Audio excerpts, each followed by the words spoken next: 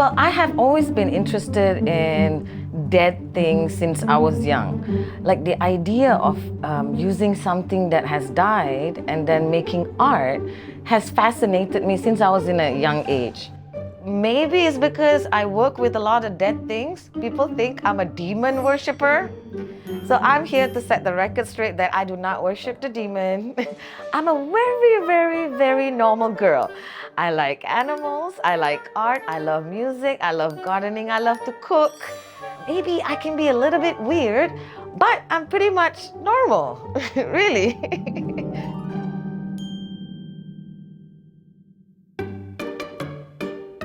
说到动物标本，人们通常会联想起博物馆的馆藏。事实上，不少宠物的主人会在心爱的动物去世后，将它们的遗体制成标本，换一种形式继续相伴。作为马来西亚少见的动物标本制作师，安娜入行的契机也是出于对爱猫的不舍。What really made me pursue taxidermy is because in 2017, so my husband and I, we have this cat, and she was 10 years old at that time. So I was thinking, like, if she dies, what am I gonna do with it? Of course, I wanna taxidermy her, right? So I started searching online to find a taxidermist in Malaysia, and well, unfortunately, I couldn't find any. So that kind of made me more determined to become a taxidermist. And then I researched more, and I found this blog post by a doctor, a veterinarian, and he actually does taxidermy for animals in the zoo. So I got his contact number, and he decided, okay, he'll take me as, you know, his student. So I'm talking about Dr. Norman. He is my partner in taxidermy, and he taught me a lot of things, especially when it comes to animal science, animal anatomy. He has this encyclopedic knowledge about all of that. But when it comes to taxidermy, you can't just learn theory.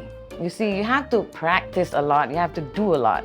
So there's a lot more research I had to do. I had to do a lot of reading, a lot of trial and error to actually finally become a taxidermist.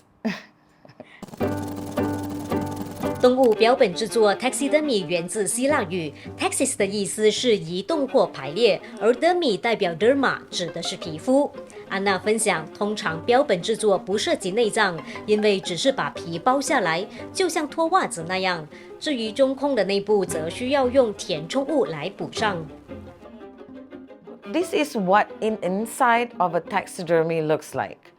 So this is made out of coconut husk, and I wrapped some wool around it to make it look like a body, and you can see the legs. I have to make it look as realistic as possible. 此外，根据顾客的需求，标本也可以有不同的呈现手法。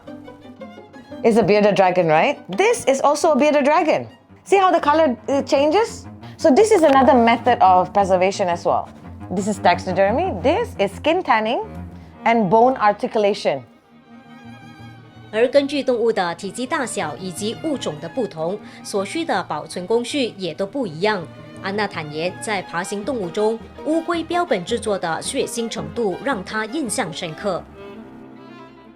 Turtle is a little bit more complicated because I have to cut the shell. Let me show you. So how do I cut a tortoise, right? You can see a line here, but I already repainted it. But you can somewhat see the line. So I have to cut it like this. When I ripped it open, the organs are just like, hello! You know, it's a lot. It's a lot. So it's definitely not for everyone because there's blood, the smell, it's gore. That one, I would rate it in terms of gore, 10 out of 10. So I have to take all the organs out, first clean and preserve the shell.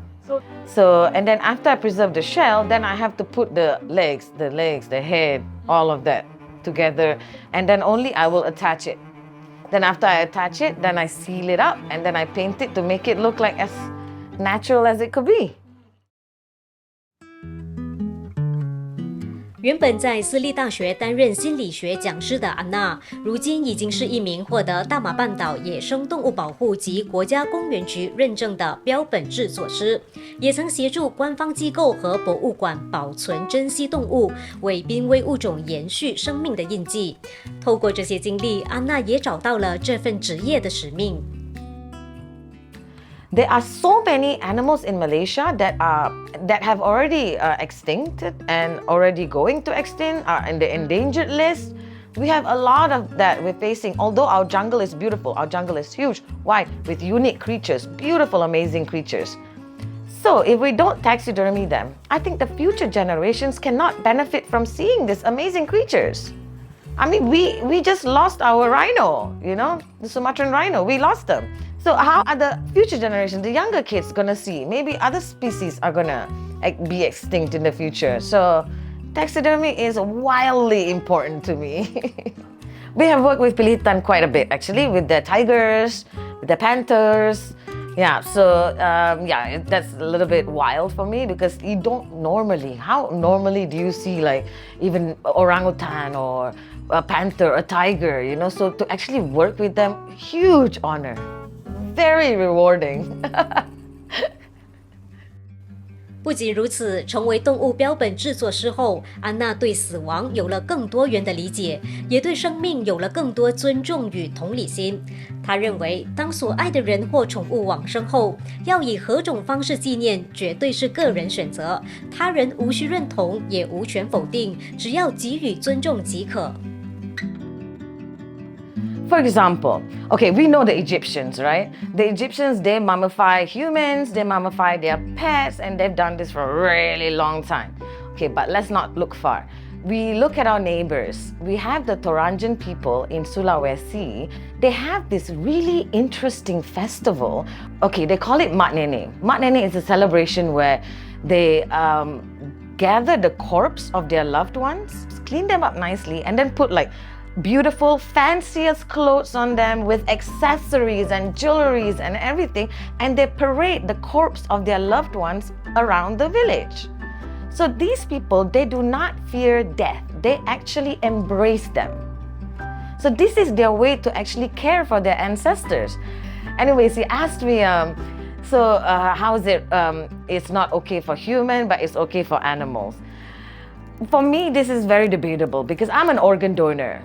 So I want everything in me that can be harvested, can be used, should be used. Anything else should be donated to science. So in a way, I'm actually donating my body as well for science and other people that are in need. So at the end of the day, I think it just depends on a personal choice. It is for me, it's still okay to preserve a human being, or preserve an animal. We can learn a lot from a dead body. Medical science has advanced because of dead bodies. So